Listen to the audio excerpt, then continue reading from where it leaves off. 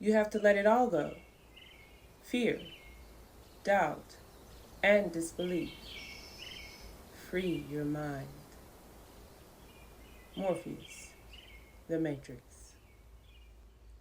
Blessings, kings and queens. Today is June 20, 2026, and our subject for this video is compassion, modesty, the gate of extremes. Listen, you guys don't want to go anywhere because I'm about to drop some gems, some knowledge, some wisdom, so stay tuned. This is human design through the cosmos, where divine design becomes embodied wisdom.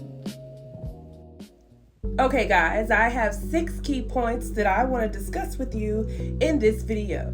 Number 1, we want to deep dive into our transit gate 15 of the G Center. Number 2, our challenge for the week while we collectively experience gate 15's energy. Number 3, our journal questions. Write them down, meditate on them, take a walk with them, or even discuss them with your friends.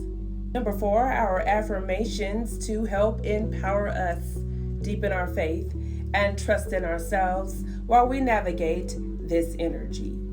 Number 5, our emotional freedom technique. This helps to break habitual programming that society has conditioned us to accept. Number 6 is our bonus. You don't want to miss it, so stay tuned to the very end. I'm looking for my people. I'm looking for my tribe. I'm looking for those like-minded individuals who are on what I'm on. And since you have landed yourself in this video, that means you're on what I'm on. So go ahead and hit that like and subscribe button, as well as that notification bell, so you won't miss any of our future human design exploration study videos.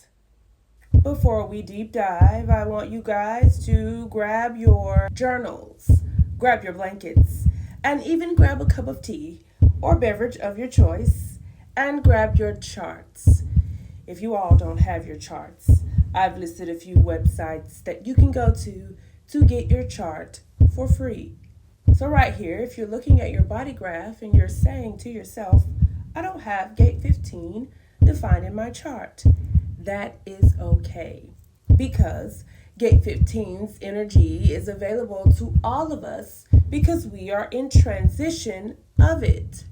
Otherwise, the way you'd be able to get gate 15's energy is by going into another person's aura who has gate 15 defined. You're then probably looking at the screen and saying to me, but Faith, how do I know who has gate 15 defined in their aura? Well, I'll tell you.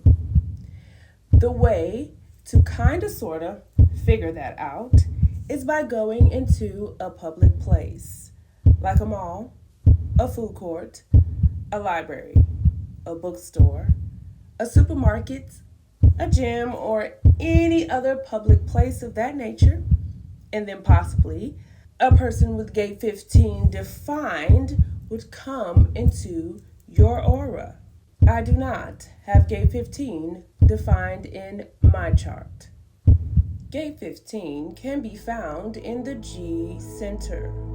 It connects to the sacral center via gate 5. Together, they create a channel called the channel of rhythm. We will discuss gate 5 and the channel of rhythm in a later video. In the gate 7 video, we have discussed the G Center and its correspondences to the heart chakra in the Hindu chakra system, as well as to its correspondences to Tippereth in the Kabbalistic tree of life. I will leave a link to that video in the description box. Gate 15 is the gate of compassion. Its archetypical name is the wild heart. This gate falls on the Gemini Cancer cusp. It lives in the understanding circuit, and it is a generated gate type. Its human design definition is this: the quality of behavior which expresses the proper balance between extremes. With Gate 15, you are able to trust your own flow and rhythms and understand that you have cycles that disrupt old patterns and force you to redirect. You set the parameters of your creativity and work within them when it feels right, and then rest in between. You are here to change the old rhythms and patterns and align with greater compassion. This is purpose fulfilled through form. On the positive end of the pole, Gate 15 is the energy for wildness and marching to the beat of your own drum. Gate 15 believes that every human being on the planet is worthy of love and acceptance and has the remarkable ability to unconditionally love humans' diverse natures. On the opposing end of the pole, Gate 15 is the energy for seeking extremes to avoid the dullness in life. It is unable to slow down and to find a consistent rhythm. It may also shut down to conventional rules and societal pressure to be like everyone else. The keys to raising the frequency of Gate 15 is to, number 1, honor your rhythm over discipline. Consistency is not your power. Alignment is. Some days you move fast. Some days you don't move at all. That is not failure. That is your design. Shift your frequency and stop forcing routines that drain you. Instead, build systems that flex with you. Number 2, stop calling self-abandonment compassion. Giving until you're empty is not love. What it is distortion. Gate 15 falls when you overextend and call it kindness. Its frequency raises when you realize that if it costs your peace, it's not aligned giving. Period. Number 3, let your extremes breathe. This gate carries extremes: high energy, stillness, social, and withdrawn. Most people try to fix that, but that's the mistake. The frequency shifts when you realize that your extremes are not instability. What they are is range. Learn when to move and when to be still. Number 4, move from heart, not obligation. Gate 15 is magnetic when it gives freely, not when it feels responsible for everyone. The frequency shifts when, before you say yes, ask, is this coming from my heart or from pressure? If it's pressure, then it's a no. Number 5, root yourself in love. This gate stabilizes through self-love. Without it, you will lose yourself in others. The frequency shift is when you make yourself the baseline. How you treat you sets the tone for everything that you give. The privilege of a lifetime is to become who you truly are. Carl Jung. Memories, dreams, reflections. What I've come to understand is that compassion starts with me. I used to think that compassion meant that understanding other people's rhythms. But I see now that I cannot truly learn anyone else until I begin to learn to understand myself first. But I see now that I could not truly see anyone else until I learned how to see myself. I was judging my own pace and forcing myself into structures that were never designed for me, and then feeling misunderstood when others couldn't see me there. The truth is, I hadn't met myself yet. Now I understand that my rhythm is not something to fix. It's something to honor. when I stopped feeling guilty for resting, for shifting, for moving in waves instead of straight lines, I created peace within myself. And that peace became the doorway into compassion. Because when I allow myself to be human, I can allow others to be human too. I no longer feel the need to over-explain who I really am. I've learned to share what is true in the moment and let that be enough. I'm allowed to feel what I feel. I'm allowed to change. I'm allowed to be seen without performing. That is what you call self-respect. And that is what commands respect from others. I've also come to understand that my extremes are not flaws. They're power. And my intensity is sacred when I listen to it, and destructive when I ignore it.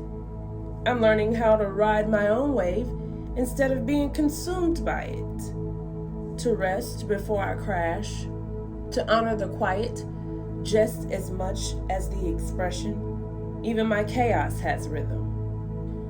For me, compassion is no longer softness without boundaries.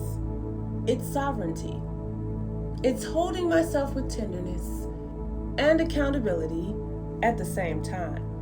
It's choosing not to abandon myself, even when it would be easier to. And as I've learned to respect my own rhythm, I've noticed something shift. People didn't suddenly change. My perception suddenly changed. I once saw rejection. Now I see reflection. Where I once looked for what was wrong, I now see what is aligned. I understand now that what I focus on expands, and I choose to see through the lens of compassion instead of criticism. I also see that my rhythm is not separate from nature. My breath has rhythm. My heart has rhythm. The cycles of the moon, the sun, and the seasons all mirror what's happening within me. Compassion is eternal. It's the rhythm within. Passion is what I express outward. Compassion is what I cultivate inward. And in that space, I realized something deeper. I'm not here to prove my worth.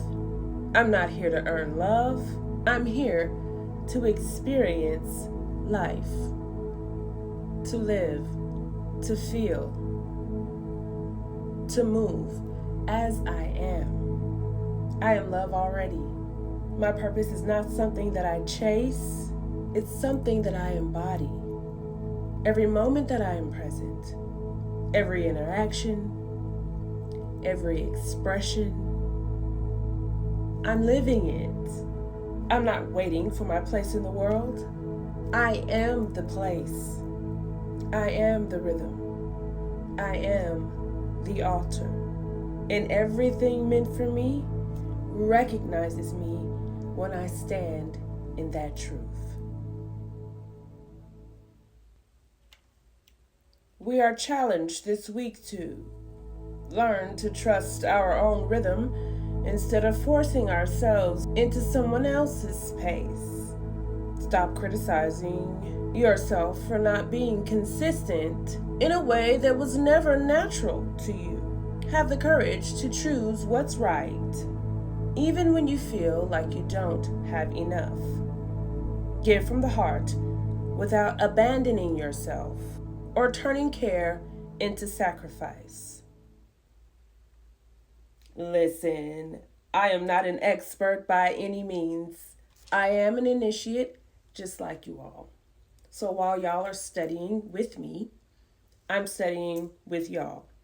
So if any part of this human design study resonates with you, I want you to go ahead and let me know down in the comments.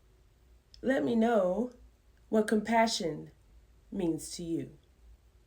Now it's your turn to think about Gate 15. Get those pens and journals ready to write down these journal questions.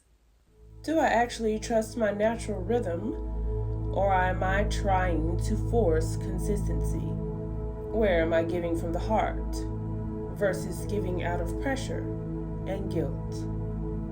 Am I overextending myself and calling it compassion? What pattern am I ready to release so I can move in an alignment with myself? If you've made it this far, I know by now you are feeling me. So let me get that high five or that heart down in the comments. It really helps the channel. If you have any questions, go ahead and leave me one there. If you comment or question within the first 3 days of the premiere of this video, I'll be sure to answer you right away. We only have a few more points to go until we get to the end, so hang in there with me. If you are following along in the transcript, affirm with me. My rhythm is powerful and enough. I move in alignment with my heart. I give with ease without losing myself. My presence creates impact. I have been working in the Shadow Workbook Journal, and I want to add a couple of action steps to the EFT. While reciting the EFT, take 2 or 3 fingers and tap the top of your head, eyebrow, side of the eye, under the nose, the chin, the collarbone, or under the arm. Our emotional freedom technique goes a little something like this. Even though I feel powerless to make a difference in the world, I choose to follow my heart and my passion. I recognize that I am the greatest gift that I can offer. The more I show up as my true self, the more I empower others to do the same. And I deeply and completely love and accept myself. Our Earth bonus is passing through Gate 10, self-love. This is your grounding to come back to yourself. Nurture yourself intentionally. Ask yourself, what does love look like for me today? And give that to yourself without hesitation. Kings and queens, let's remember to treat our bodies well. If we take care of our bodies will take care of us. Let's rest well, eat well, drink 8 glasses of water every day. Let's exercise at least twice a week. Let's meditate and journal. In the morning when we wake up, let's journal and visualize at night before we go to bed. Listen, I really appreciate you for joining me on this deep dive of human design and the gate of compassion. I realize that you could have chosen to be anywhere else in the world. You could have chosen to be doing anything else in the world, but you chose to spend your time here with me in this video. And believe me guys, that choice doesn't go unnoticed. I thank you. Remember to do your own thing. Remember to be your authentic selves. And for those of you who are already doing their own thing and being their authentic selves, thank you for being you.